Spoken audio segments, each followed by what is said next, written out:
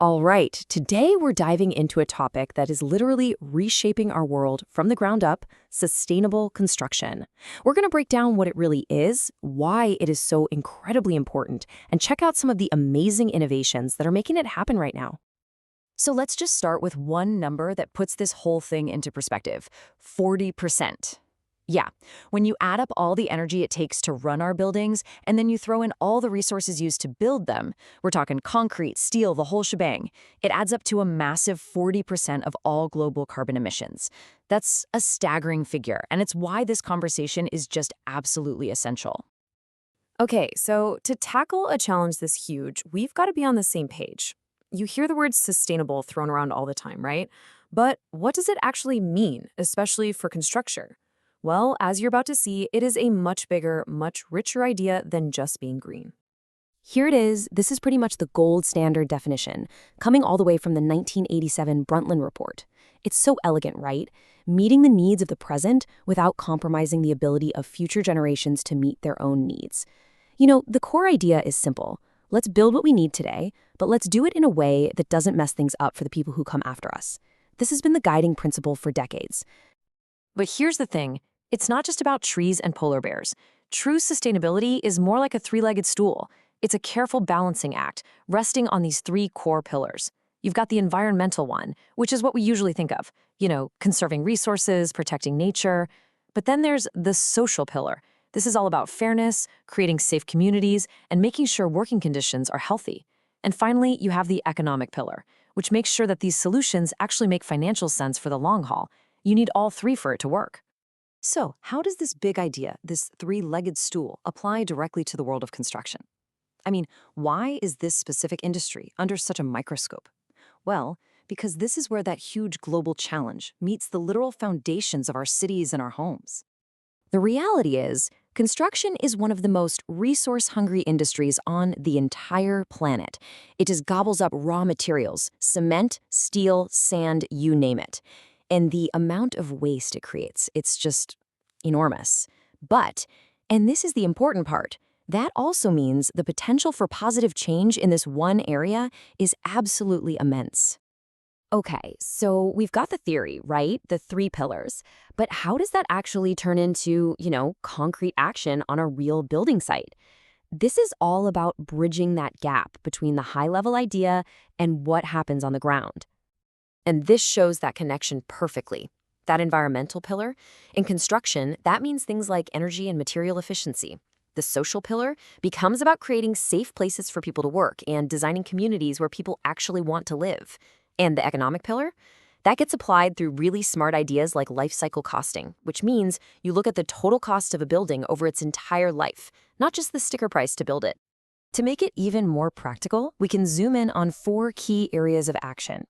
First, energy efficiency. Think smart designs that use sunlight for heat or super high-performance insulation. Then, material choices. This could be anything from using recycled steel to sustainably sourced timber. Water efficiency is huge, like harvesting rainwater to take care of landscaping. And waste management, which can be massively improved with things like prefabrication, where you build parts in a factory to slash the amount of debris on site. And this brings us to a really crucial idea. Sustainability isn't just a checklist you go through during the construction phase. It's a whole philosophy called life cycle thinking. It means thinking about a building's entire journey, from the very first design sketch, through the build, through its decades of operation, all the way to the very end, where you think about how it can be taken apart and how its materials can be used all over again. Okay, now for the really exciting part. We've talked about the principles. Now let's look at the future. Because this isn't just about using less stuff. It's about building smarter, using these incredible new technologies that are completely changing the game. You can really see the shift in thinking when you put the methods side by side. On the one hand, you have traditional construction, which often means a ton of on-site waste and a big reliance on fossil fuels.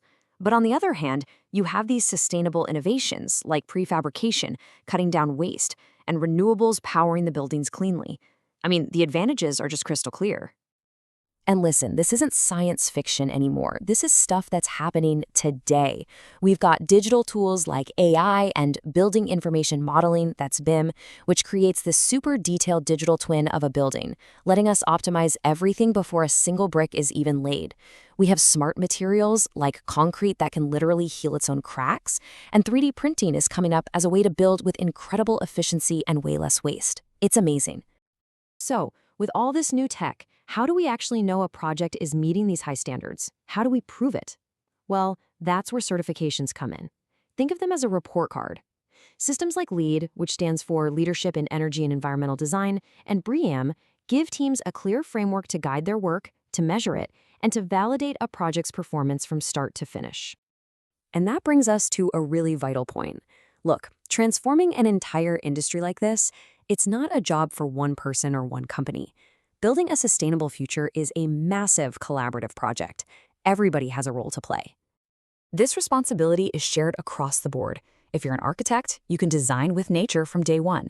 If you're an engineer, you can analyze the life cycle impacts of different materials.